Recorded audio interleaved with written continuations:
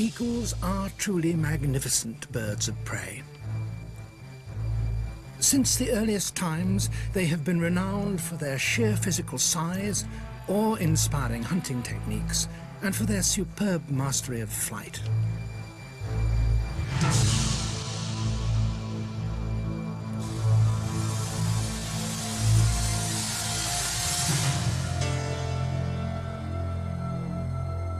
To witness the courtship tangle, the dalliance of eagles, is to understand why the ancients called them the kings of the air.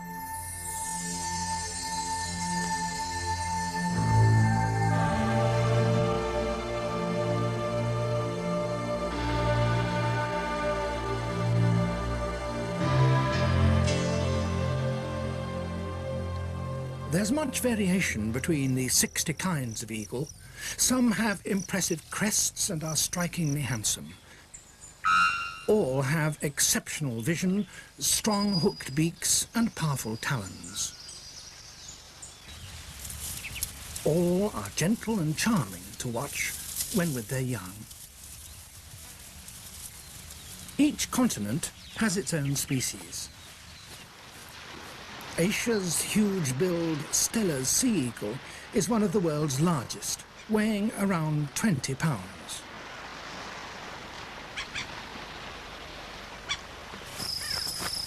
In contrast, the aptly named little eagle of Australasia weighs in at only 20 ounces.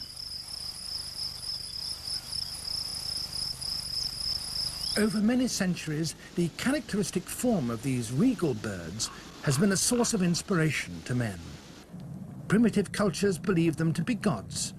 In later civilizations, knights, armies, and even empires used the eagle symbol to denote courage and strength. Because of references in the Bible, gargoyles and lecterns incorporating eagles are commonplace. Today, the eagle's name is still used in trade and commerce, from inn signs to insurance companies. The symbolism of its strength and power is undimmed.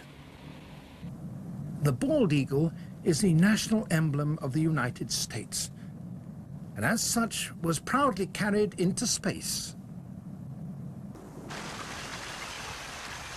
In the natural order of things, eagles have no regular enemies other than man. This is Alaska, North America, where around 4,000 bald eagles assemble each November.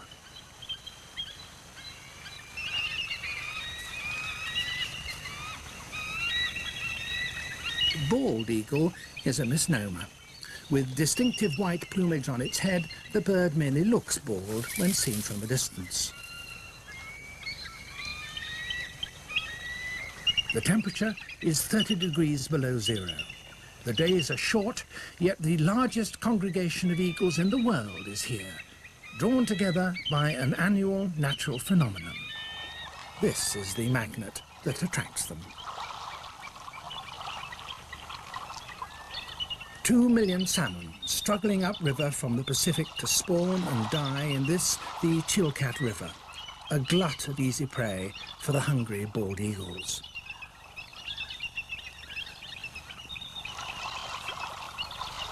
In the past, it was thought that the birds took the salmon before they had spawned. So, for over 4 decades, America's national bird, the symbol of security and freedom, had a price on its head. A bounty was paid for each bird killed. Over 100,000 died before man's persecution ceased in 1952.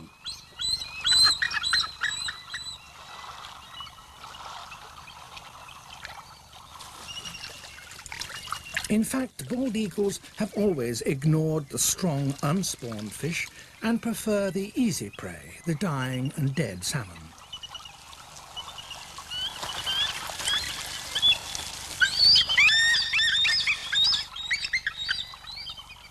Other birds, like this young glaucous-winged gull, also come to harvest the salmon.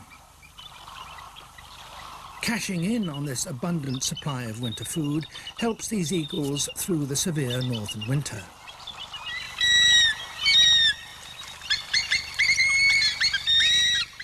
Taking carrion expends little energy. Stealing it takes even less. This bird is a juvenile.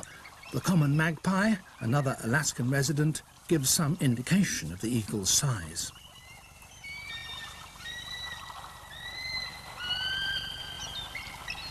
Away from the many fish-eaters, the concept of a lone eagle eking out an existence in a remote, hostile place is no flight of fancy. This is golden eagle territory. It could be North America, Asia, or Europe.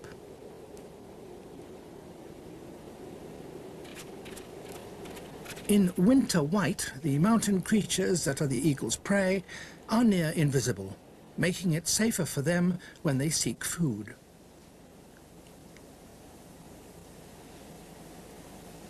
The ptarmigan survives by searching out shoots and leaves from under the snow.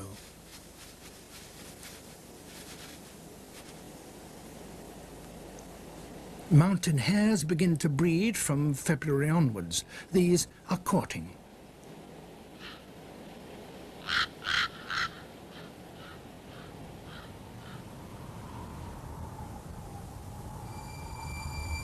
On its large, broad wings, the great golden eagle patrols its domain.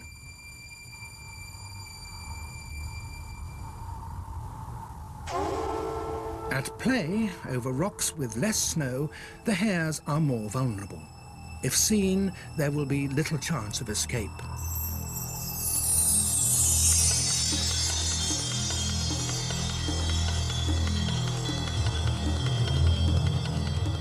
But the hares have speed on their side, and there are two of them.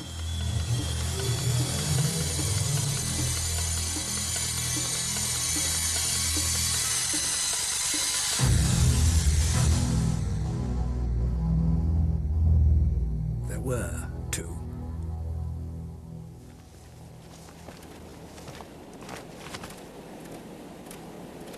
Most prey animals are taken on the ground. Death from powerful talons is quick.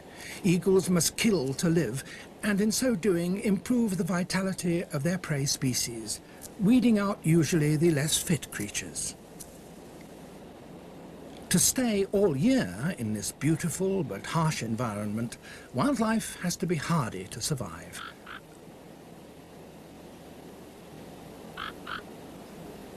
A large eagle can fast for days if need be.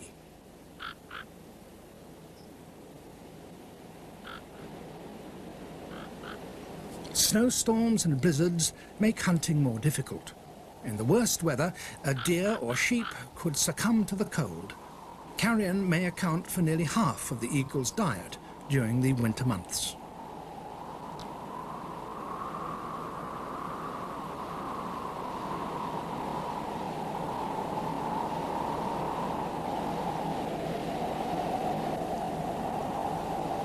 The breeding season for the golden eagle has started. The pair have refurbished the ancient eyrie, and the female is already sitting on eggs. She will sit tight through wind, snow, and rain.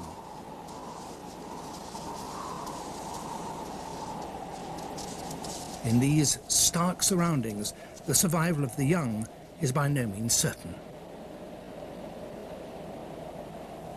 But there are other northern eagles not adapted to overwinter in such cold conditions. For them, the innate pull of migration is strong. This is Israel in autumn, a place to witness one of nature's great spectacles, the migration of eagles. In these trees, eagles from Eastern Europe and Russia have rested overnight. They wait for the sun to heat the earth and the energy-saving thermals to rise.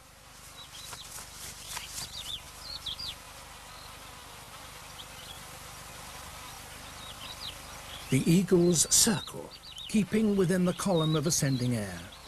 Using the hot updrafts, they slowly gain height. On their huge wings, they rise to the top of one thermal and glide down and across to the bottom of the next. In this way, they travel from country to country, from one continent to another.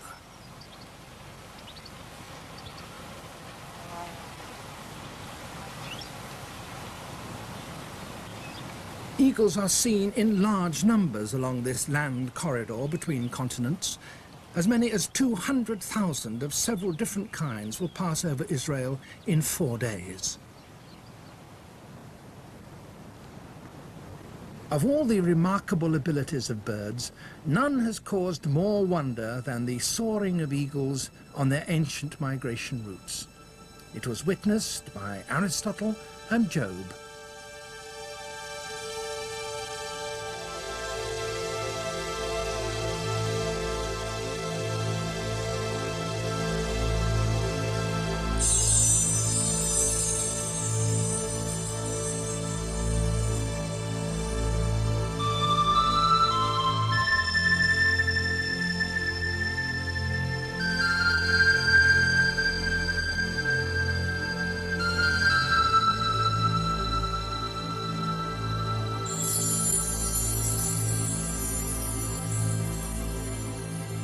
Soaring looks effortless.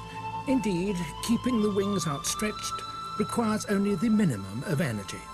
So the steppe and spotted eagles escape Europe's winter and travel towards the promise of warmth and food in Africa. Here, on the open plains that cover much of the continent, the huge herds of herbivores roam and are preyed upon by the great cats and wild dogs. Here, too, there are more kinds of eagle than on any other continent.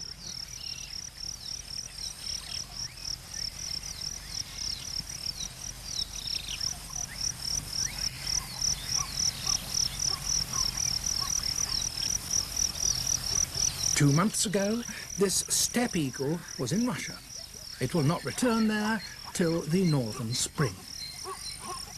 The more colourful bateleur is an all-year African resident. Quietly dozing on its roosting tree, it will take to the air when the thermals rise. This immature martial eagle also waits to ride the thermals.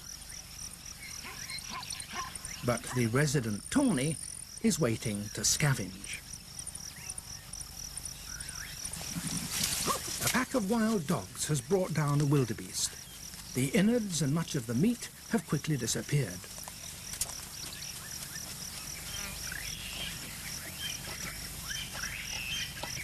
The kill has attracted a great deal of attention, and the tawnies are starting a scavenger's queue. A silverback jackal slips in to wait his chance.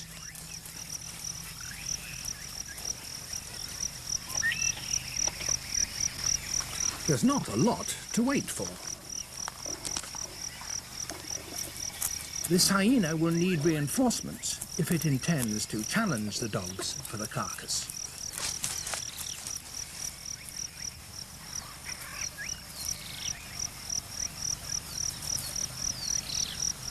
A hungry tawny has waited long enough and sneaks in to try and take a scrap or two.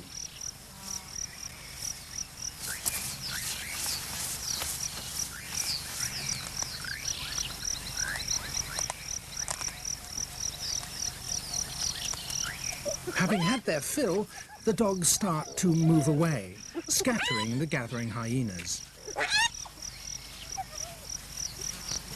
At once, a lappet-faced vulture swoops down for some small pickings. It's joined by a white-headed vulture, who also pushes in ahead of the queue. The two tawnies, squabbling over scraps of flesh, were the first feathered scavengers at the kill, but the vultures now take precedence.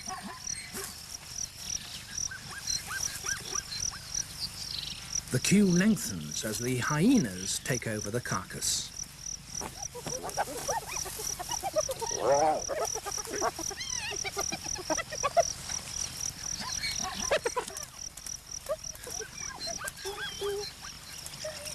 The dogs are loath to leave anything for the hyenas, but nevertheless they move off. When it comes to bone disposal, these are the experts. With their strong jaws and teeth, they can crunch even the largest bones. Scarcely a splinter will be left for the feathered scavengers, still waiting in order of rank.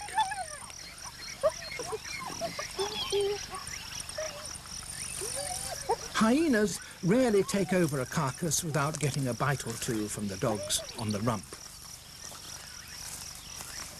All are not equal at this feast, and a subordinate must scavenge furtively.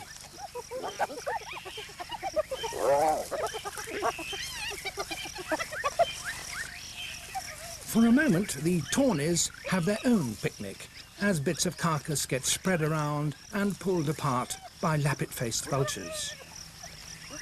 But not for long. Lappets are top of the pecking order. Africa's largest vultures, they have bare heads and necks. Feathers would become matted by carrion blood.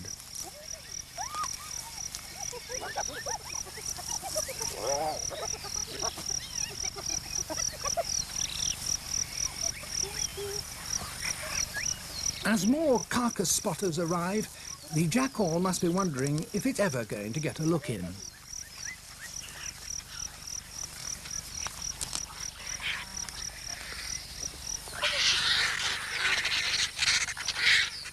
The vultures eat in their predetermined order, but the tawny gleans what it can. It's a matter of skin and bone.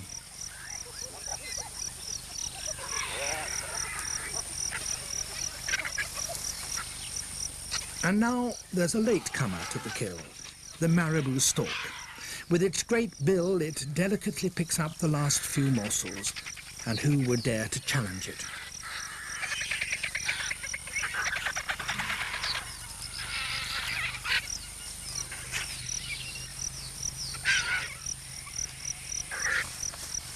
Another lappet arrives to drag off the hide, lying like a limp rag on the ground.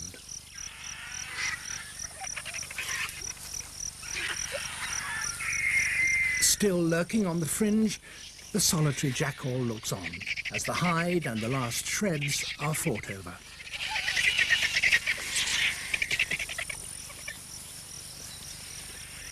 Minute morsels are still being gathered in this meticulous savannah cleanup.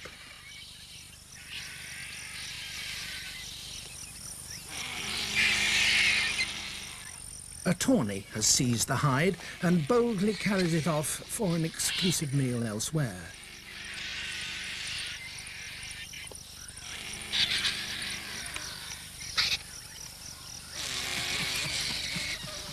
Such is the efficiency of the scavengers that less than 2 hours after the kill, only a bloodstain remains to mark where the wildebeest lay.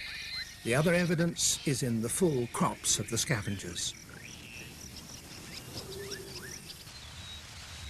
The bateleur usually avoids attending a crowded carcass. This one is entirely engrossed in making itself airworthy.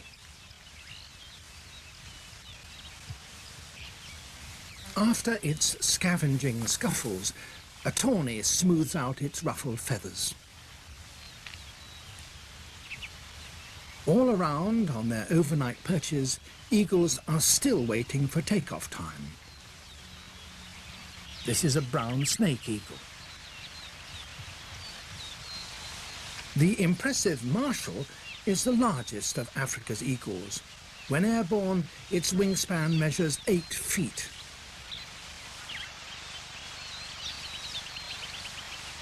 On a rising thermal, a steppe eagle circles overhead and stimulates an eagle ascension.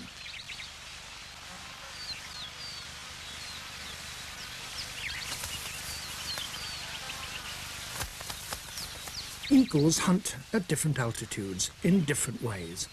Some spiral to great heights, beyond the range of human vision, to slowly scan the ground. Meanwhile, that most familiar of African eagles, the amazing bateleur, hunts at high speed at lower levels, taking small prey not visible to the high flyers. It can tilt its long wings in flight to soar on the slightest breeze, and its short tail provides good lift and low drag.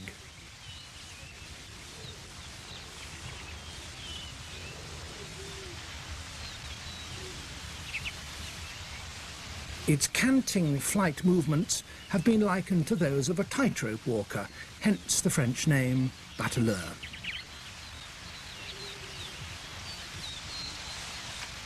Incredibly, battleurs can travel 300 miles each day, quartering their home range. African tribes believe they never came to ground.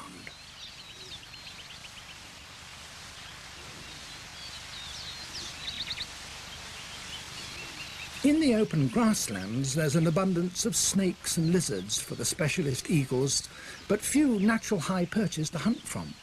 The brown snake eagle solves the problem by hanging in the air in the manner of a kestrel.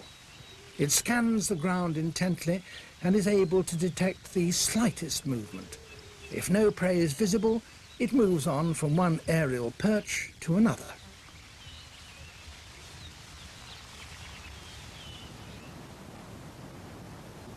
The hover hunter supreme is the black-breasted snake eagle.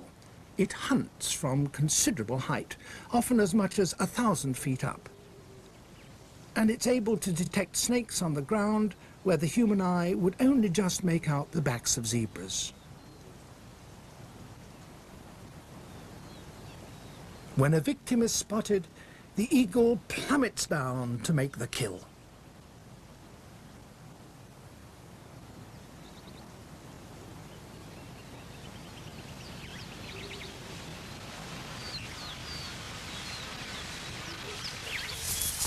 Its 3-month-old chick is taking its jump flight exercises and is near to fledging.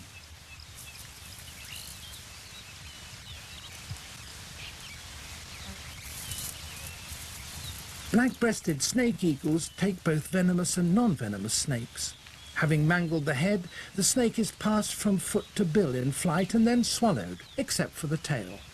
This the eaglet grasps to pull the snake from its parent's crop. It will swallow it whole, head first. With prey in crop, the female waits her turn at the nest. It will take several minutes for the chick to completely swallow the snake. All but the scaly skin will be digested. Along the tree-lined watercourses where the giant herbivores roam, the splendid Masai mouser is found. The Mbere tribe dubbed it the warrior. To them, it resembles a human warrior in ostrich plume headdress. Its more mundane title is long-crested eagle. Specializing in mice and rats, it hunts from a favorite perch and seldom travels far to make a catch. Its success rate is about 1 in 4.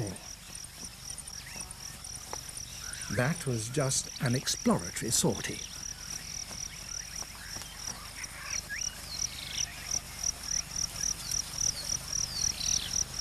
A conspicuous bird, it's now a common sight on telegraph poles in cultivated areas where man's activities support large numbers of rodents.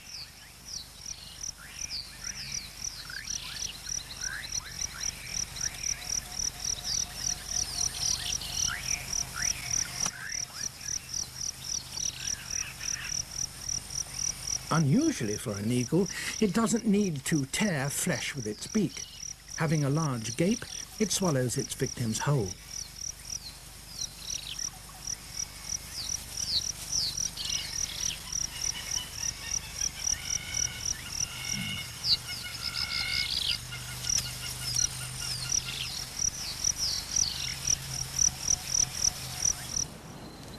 Out on the open plains, wild dog pups snooze in the sun and await the return of the adults from a kill.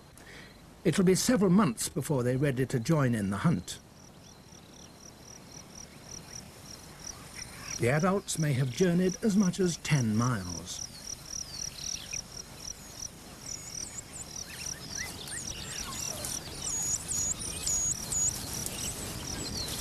The sight of the pack stimulates the pup's digestive juices.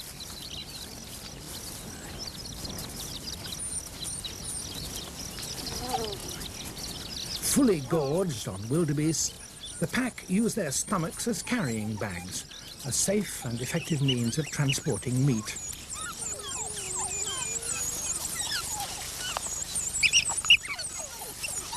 All the tails go up in greeting, and the pup's yelping stimulates the adults to regurgitate. Amazingly, enough food is brought for all to get a share.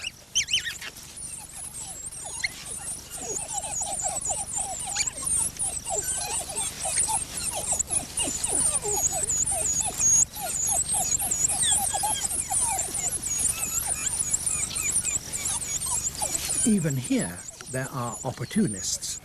Eagles are always on the lookout for a few leftovers.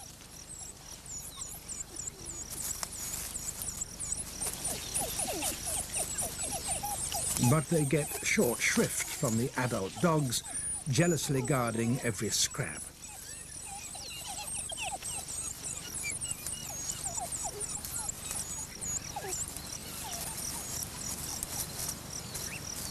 Once fed, the pups stalk over to investigate. But the tawny knows all the moves, and there's little risk from the dogs. It will not go far while there are scraps left in the grass. Such persistence has helped to make it the commonest eagle species in the world.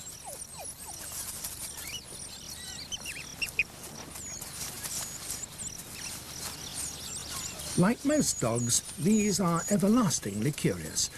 It's all good practice, all part of growing up and learning about their environment.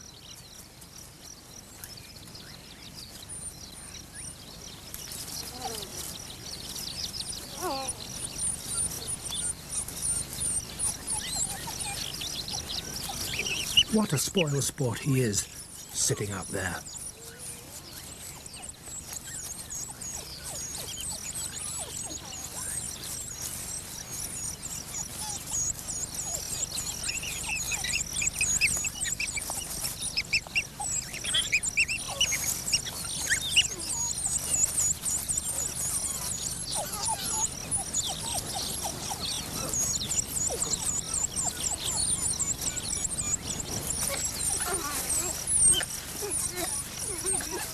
As the pups find a new plaything, the eagle's waiting game pays off.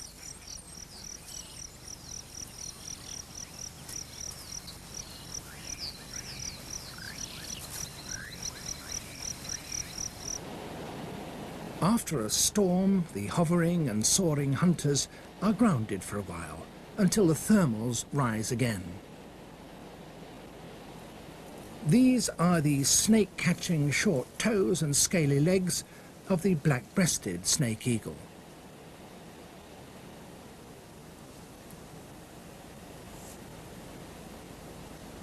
And this is the mighty martial eagle. While these spectacular hunters fast and wait, the effect of rain across the land brings green shoots for the herbivores and new feeding opportunities for other migrant and resident birds.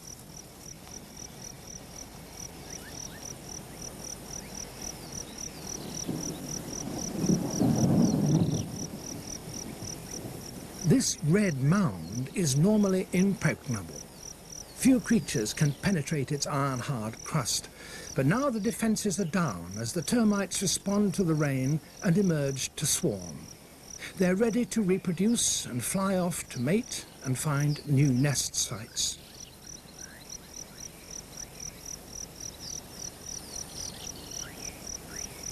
A bird like the rock thrush finds this temporary flush of food easy prey.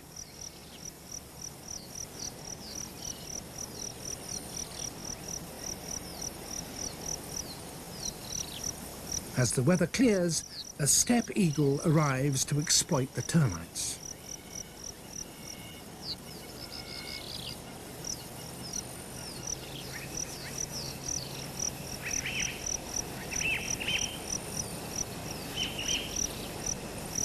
And, as always, a sharp-eyed tawny is first on the scene.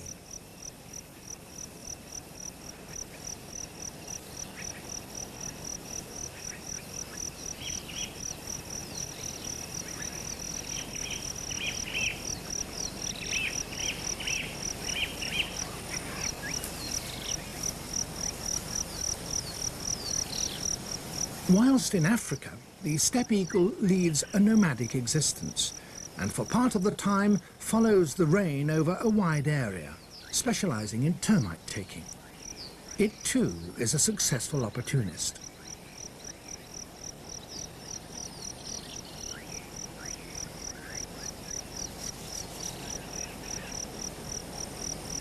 The food value of termites is high, and for this young steppe, a couple of thousand a day would be a good cropful.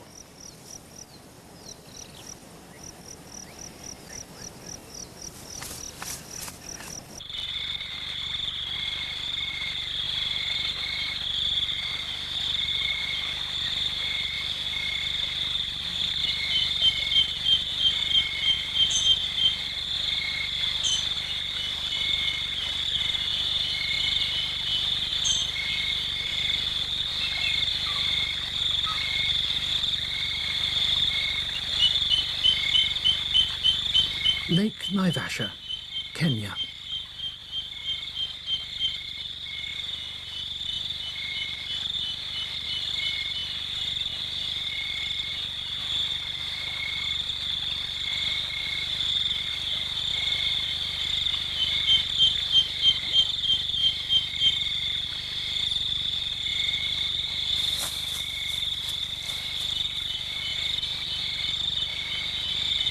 Africa is a land of contrasting habitats, and the Great Lakes harbour an eagle whose call typifies the African wilderness.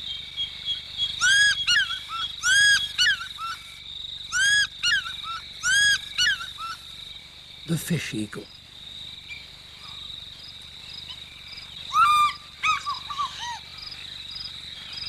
At first light, members of this African species fly from roosts around the lake to spend all day on fishing posts where territorial rights are declared.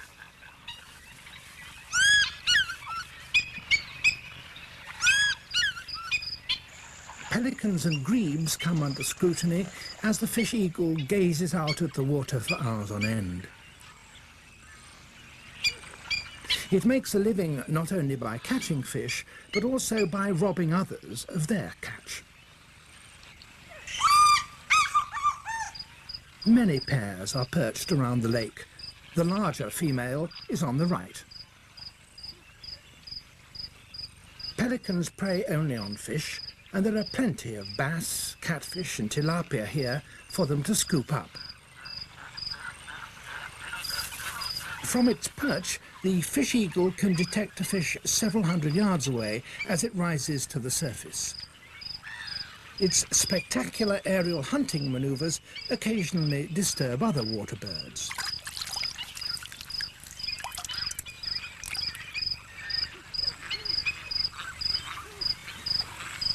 On average, only a few minutes of its day are spent fishing.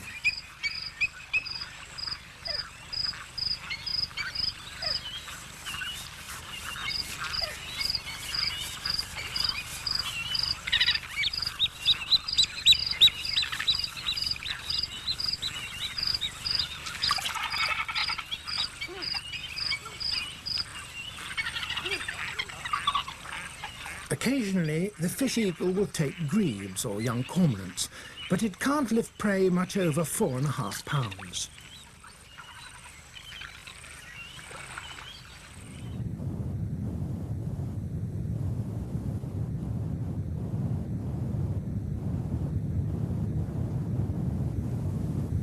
A strike is not always successful.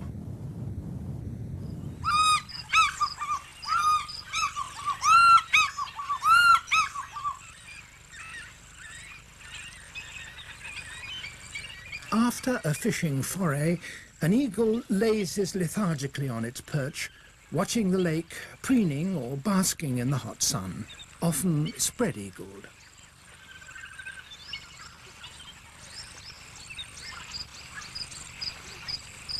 Cormorants adopt this posture for drying out after diving.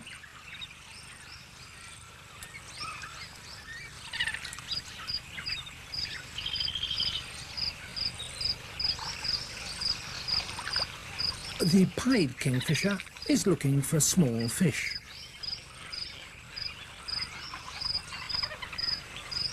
After a day of doing little, the sight of other avian fishers getting a bite or two is enough to turn the fish eagle into a winged pirate.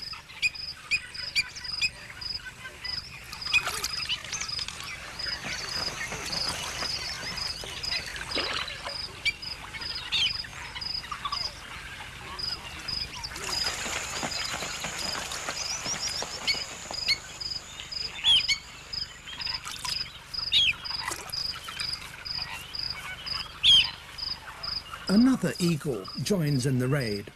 Swooping and harassing so panics the pelican, it will disgorge a recently swallowed fish.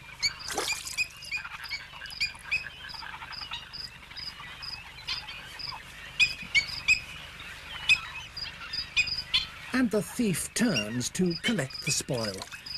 The fish eagle, a master of daylight robbery. Beyond the hills and mountains of the east, over 3,000 miles away, lies the west coast of Africa. In humid riverine forest of mangroves and palm trees, an even more unusual eagle is found. It shares its habitat with other shy residents. A Senegal firefinch, a blue-billed manakin,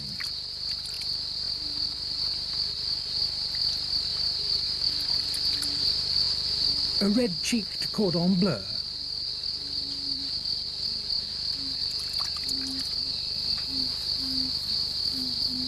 and a large monitor lizard.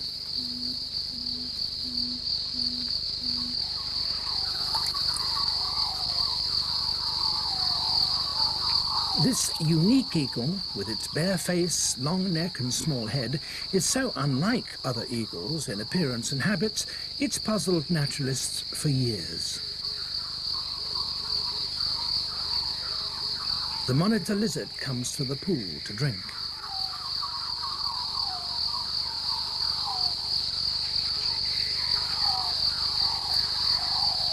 But the eagle comes to drink and bathe.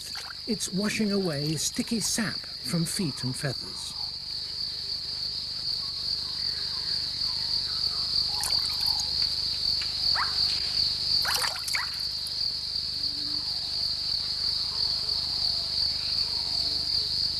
This strange species is only found where the Elias or raffia palm trees grow. It hunts for its food high up amongst the fronds.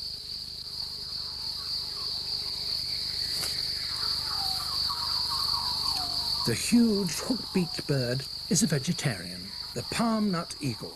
Although it doesn't eat palm nuts, it actually eats the fruit pulp covering them and is almost entirely dependent on this food.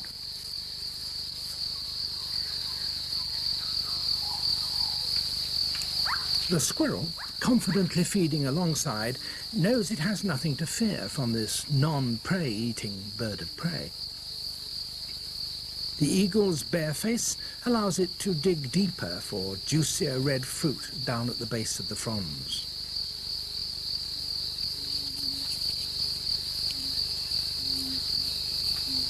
Perhaps long ago, its fish-eating ancestors idly picked at and acquired a taste for fallen oil palm nuts.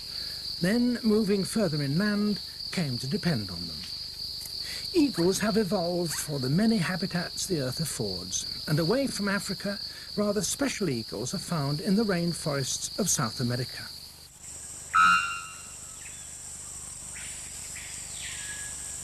Rainforests contain a greater variety of life than any other habitat on Earth.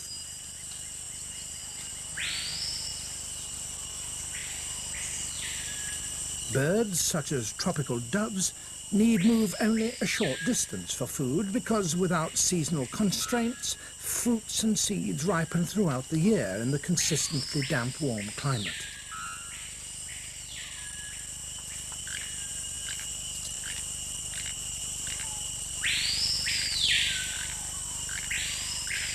Spectacular birds, like the toucan, live high in the canopy.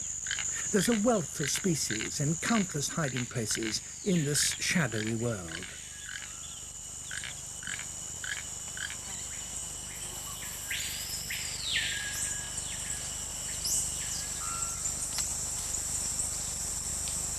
The vast forest still holds many secrets, plants not yet named by man, and creatures with little known life histories.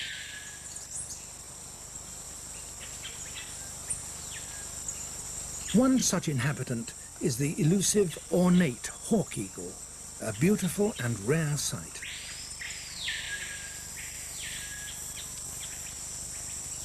With its piercing orange eye, it watches for a victim, perhaps a parrot or a macaw.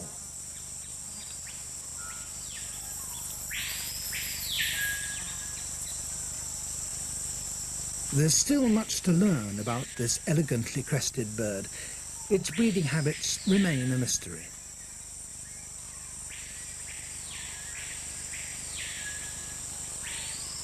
The top story is the domain of the most powerful bird on Earth. When it hunts, monkeys plummet from trees in panic. It's the harpy eagle. It's nesting in the fork of a giant silk cotton tree, nearly twice the height of Westminster Abbey. Only one chick is raised. This one is 3 months old. Hanging upside down with wings outstretched, the male plucks green sprigs. These are placed in the nest before incubation and when the chick is half grown.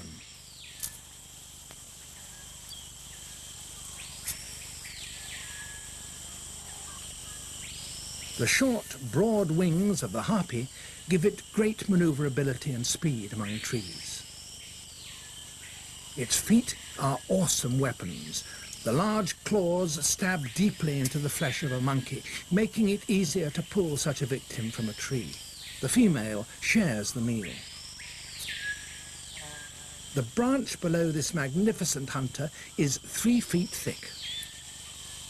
Harpies may live for as long as 40 years. Their eaglets remain dependent for a year and take 7 years to become sexually mature. The adults only breed every other year. Even if only half their chicks survived, they would more than maintain their numbers. But with rainforests under threat, the harpy's future is now uncertain.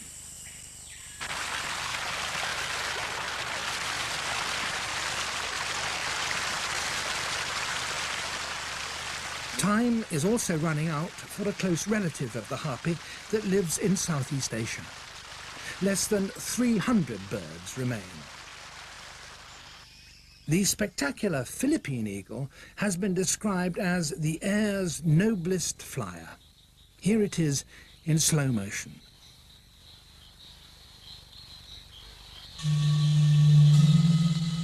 It's found only in the mountain jungles of 4 islands in the Philippine archipelago.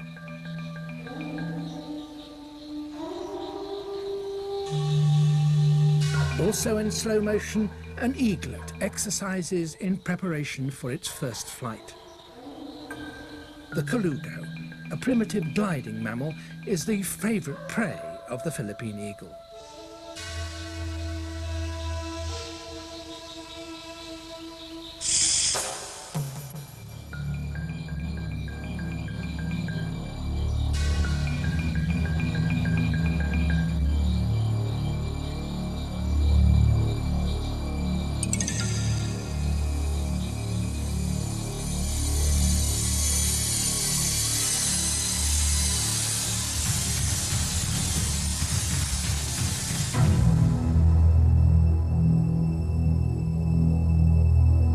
Hungry chick awaits. With its prey in its talons, the eagle flies on with barely a pause in its glide. Once called the monkey-eating eagle, the new name reflects the Filipinos' national pride in their wildlife. Yet eaglets are still stolen and adults hunted. Not enough eaglets grow up to keep pace with adult deaths.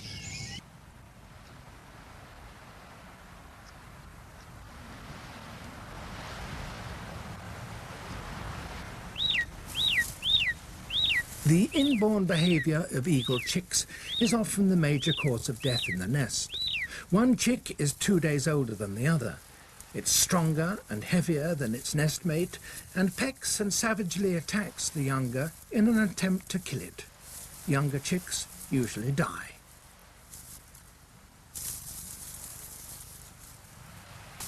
Called the Cain and Abel battle, it's a drama played out in the nests of many eagle species all over the world.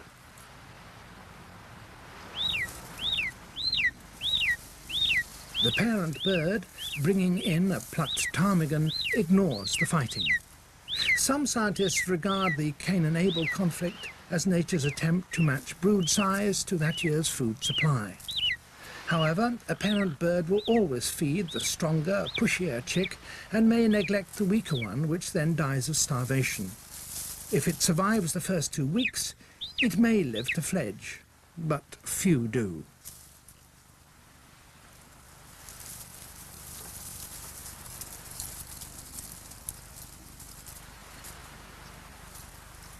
A male golden eagle needs to command a territory of 30 square miles to support a mate and young.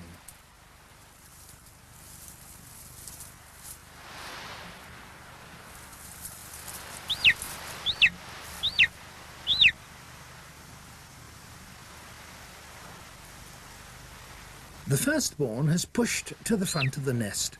Its wide gape and strong pecking ensure that it's fed every time.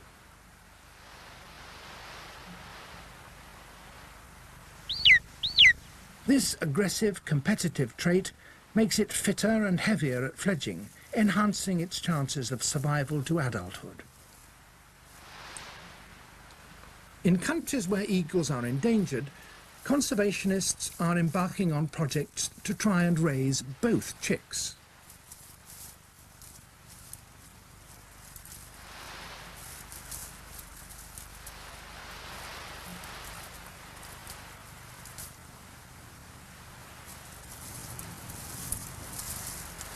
When brooding the chicks, this enormous, powerful, noble bird carefully curls her deadly talons so as not to hurt either chick.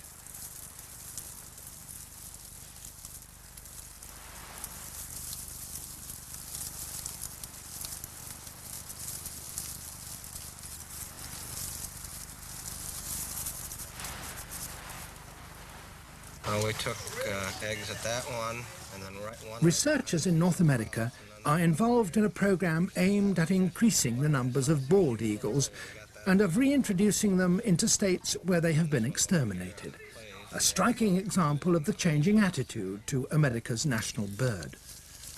After an aerial survey of the Florida breeding grounds, the team is all set to remove eggs from a selected number of nests.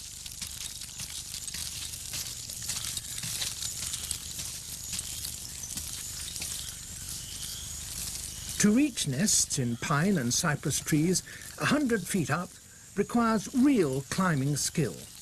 Nests may be 7 feet across with considerable overhang. This is just the first stage of a meticulously planned operation.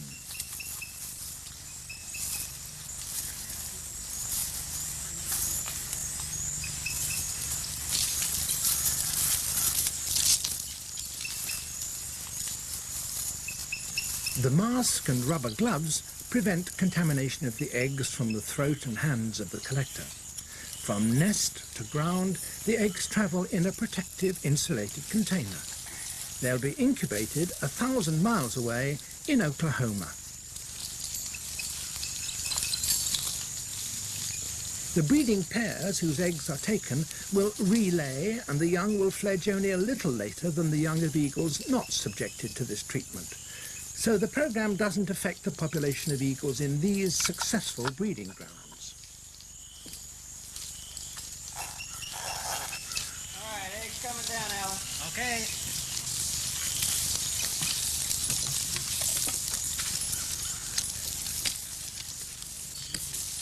Once on the ground, the eggs are placed in a portable incubator, which is held on a researcher's lap for the 36-hour journey to Oklahoma. The eggs being turned every 3 hours.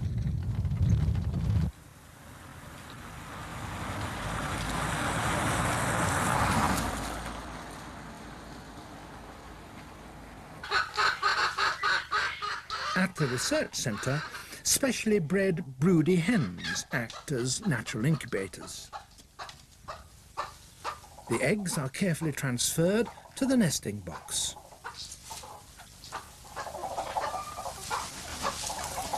The towel over the eggs retains the heat when the hen is off the nest.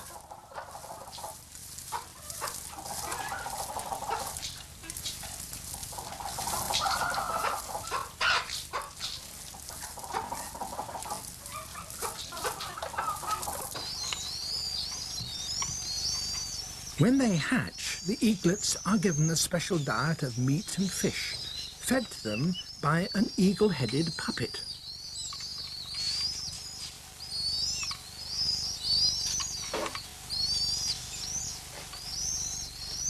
The operator looks through a one-way mirror. This prevents the eaglets becoming imprinted on human beings and tamed. By now, the parent eagles back in Florida have unwittingly produced a second brood.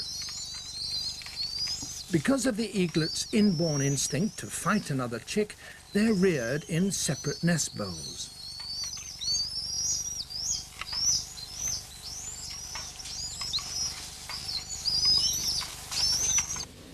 When they are weighed or measured, the handler wears camouflage to prevent imprinting on the human form.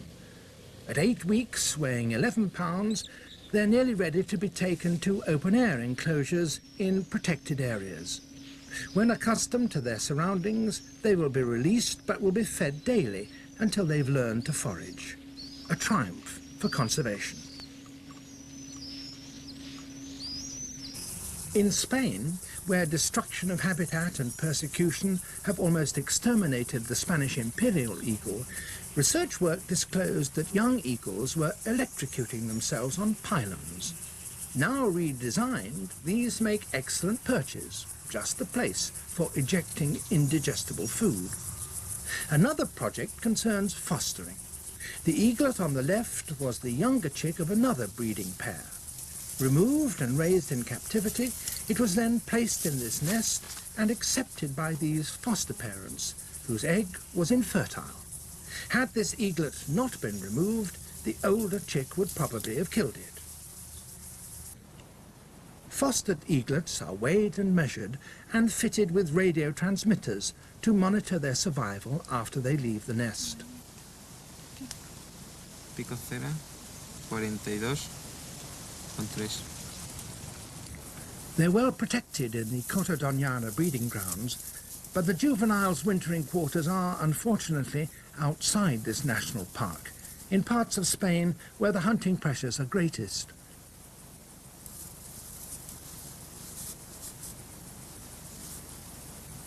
Breeding projects to increase numbers, whether it's the Spanish imperial eagle or the American bald eagle, are dependent on there being a suitable habitat available, unthreatened by man.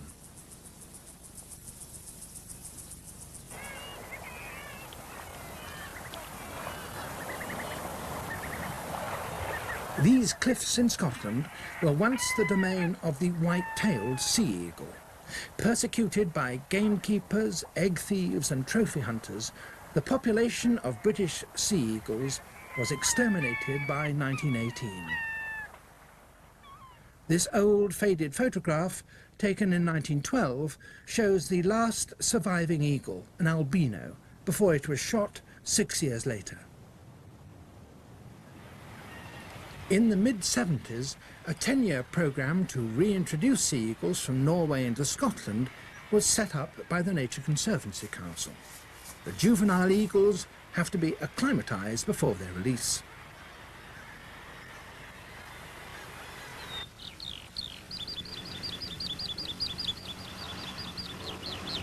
The coasts of Scotland, the species' old habitat, have plentiful food and many nesting sites. Over the years, a total of 82 birds have been released. As eagles take 7 years to mature sexually, the process of re-establishment is long. Wardens monitor their progress.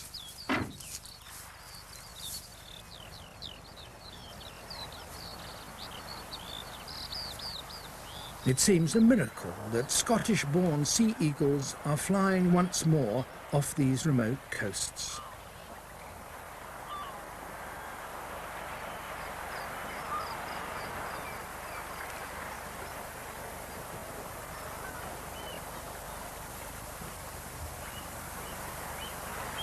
And it's encouraging that in secret locations, on cliffs or trees, these fine birds of prey are breeding successfully. The threat from poisoned carcasses and egg collectors is, however, always present. The Royal Society for the Protection of Birds keeps guard over the nest sites, and that, combined with control viewing by the public, is helping to protect birds of prey. Viewing birds of prey not only educates, but also engenders a lasting interest and pride in nature and conservation. In addition, it brings in considerable revenue from visitors.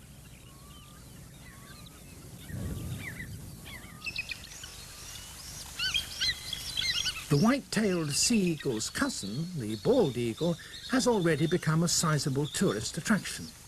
Extinct in many states, America's national bird could have died out, living on only as a symbol. But past mistakes are being corrected. The long-lived poisons that entered the soil and the food chain, harming the bird's breeding behavior, have now been outlawed. A healthy eagle population is an indicator of a healthier environment.